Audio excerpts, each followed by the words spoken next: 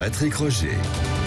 8h47 ce matin sur Sud Radio, avec cette question que je vous pose. Conflit d'intérêt. Que vous inspire l'affaire Pannier-Runacher-Perenco? C'est choquant, c'est incompatible, c'est de l'ordre du privé où il n'y a rien d'illégal. Alexis Poulain, dans un instant, Éric Revel, Elisabeth Lévy, on entend un petit peu des petits bruits, et puis Jacques également à Marseille qui est avec nous. Bonjour Jacques. Bonjour Jacques. Sud Radio. Oui, bonjour Jacques. Quelle est votre opinion sur cette affaire? Mais écoutez, moi je pense qu'elle perpétue une mode malsaine largement pratiquée par beaucoup de politiques et qui nous donne des leçons de morale et qui ont le plus grand mal à les appliquer.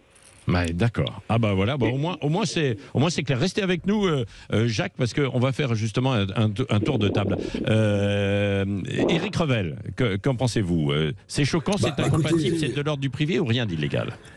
Alors, rien d'illégal. A priori, ça peut-être choquer beaucoup de gens, mais il n'y a pas grand-chose d'illégal. Oh là là, attendez, Éric, on va vous reprendre dans un instant parce qu'il y a un petit problème en fait d'écho avec vous. Ah ben non, Éric, vous pouvez poursuivre. Oui.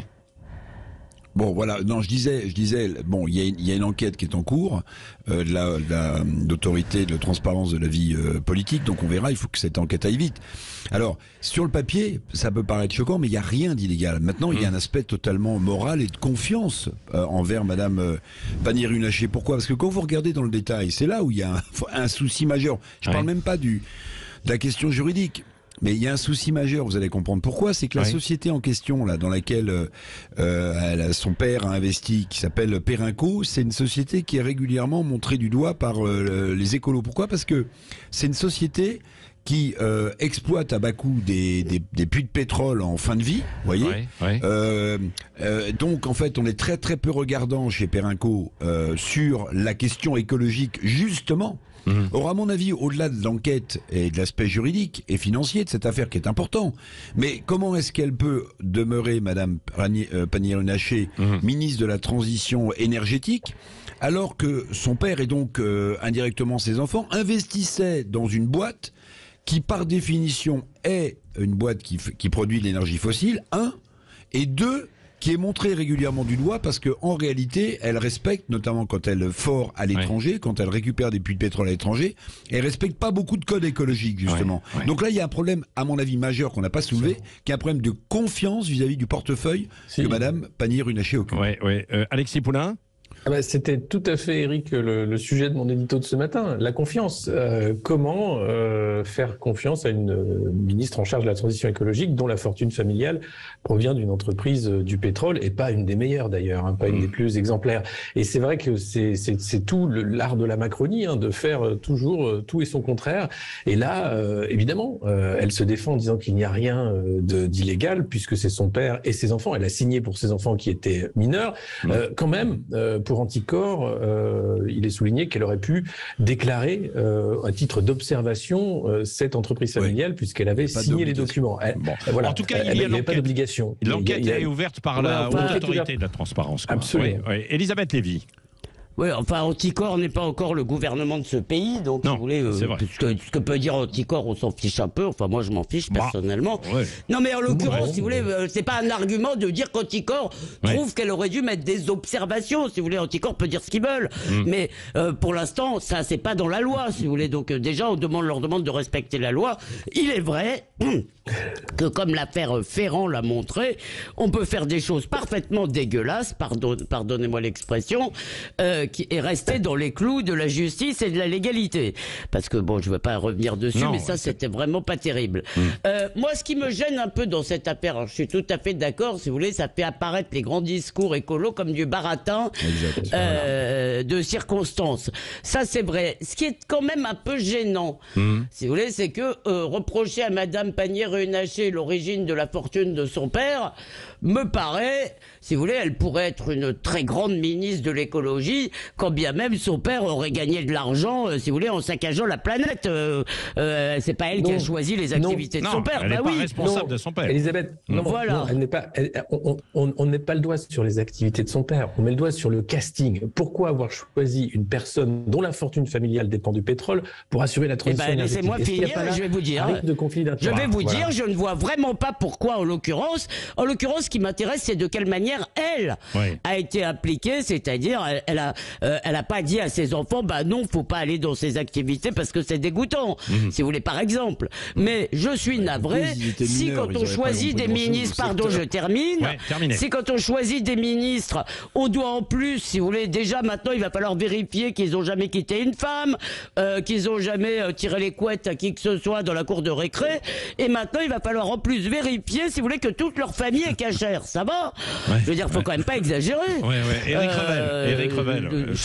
Éric Revel. Non, mais Elisabeth Lévy fait du Elisabeth Lévy, donc c'est formidable à cette heure-là sur Sud Radio, c'est remarquable. Mais pardon.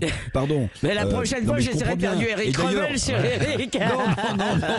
Non, mais d'ailleurs, Elisabeth, là où vous avez, à mon avis, quand même raison, c'est que il y a de moins en moins de gens, peut-être de talent d'ailleurs, on peut se dire, qui font de la politique parce que précisément, comme ils sont découpés au scalpel sur ce qu'ils ont fait il y a 5 ans, il y a 10 ans, il y a 15 ans, etc. En fait, ça n'inspire plus grand monde. Mais quand même, je voudrais attirer l'attention sur un sujet qui me semble un bon sujet, ma chère Elisabeth, c'est que quand même, cette société pétrolière n'est pas n'importe laquelle, encore une fois. Quand vous êtes ministre de la transition écologique, d'accord, et que votre père a investi dans une société Perenco, pour pas la citer, qui est montrée du doigt en permanence parce que justement elle ne respecte pas les codes écologiques, il y a quand même un souci. Rappelez-vous comme actifs, vous voulez. Je sais Comte Sponville disait que l'économie n'a pas à être ni morale ni immorale, mais que l'économie est amorale. Mais tout de même.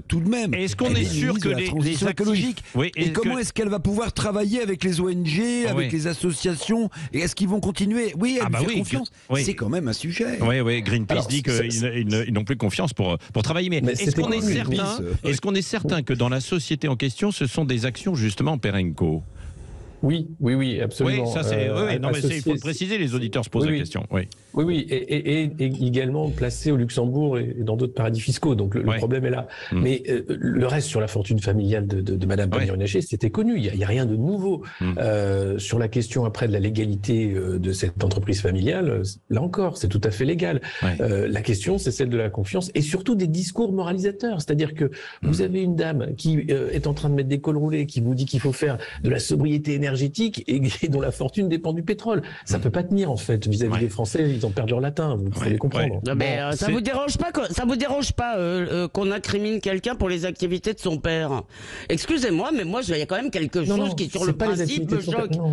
Non, si, vous me dites sa fortune vient de là. C'est la fortune de son père. C'est pas sa fortune à elle. Elle n'a pas gagné de l'argent avec cette société, cette dame. Non, mais vous répondez pas à cet argument, Alexis. Autre sujet. Alexis a dit tout à l'heure qu'elle n'était pas responsable quand même. Voilà, oui, je l'ai dit. Bien sûr. Mais c'est pour ça que c'est compliqué. Ça serait facile de l'acheter en pâture et de dire une de plus, etc. Mais où il y a un autre sujet quand même. Et c'est tout à fait légal, je suis d'accord, il n'y a pas de souci. Là, on parle de transmission, sans doute de l'héritage du père aux petits-enfants. Aux petits-enfants. En fait, ce qui peut interroger, parce que souvent les politiques le dénoncent pour les entreprises, et pour certains grandes fortunes, c'est l'optimisation fiscale. En fait, ils font de l'optimisation fiscale via le Delaware, peut-être aux États-Unis, via Guernesey, via le Luxembourg. Bon, mais l'optimisation fiscale, moi je me pose toujours la question. Quand vous êtes une femme ou un homme politique de premier plan, même s'il ne s'agit pas de laver plus blanc, ma chère Elisabeth, mais quand même, est-ce qu'on peut se laisser aller à faire de l'optimisation fiscale dans la période qui est la nôtre, avec les contraintes que ça représente quand vous êtes un homme ou une femme politique. Alors peut-être que je me laisse... Ça s'est passé quand, pardon, cette affaire? 2016. Merci à tous les trois. Merci à tous les trois. On va poursuivre le débat dans un instant chez Valérie Expert. Ça va continuer évidemment parce que c'est intense et je le vois, il y a beaucoup de réactions. Dans un instant aussi, on va prendre des nouvelles des élections à mi-mandat aux États-Unis. On va retrouver notre envoyé spécial Alexandre Priam.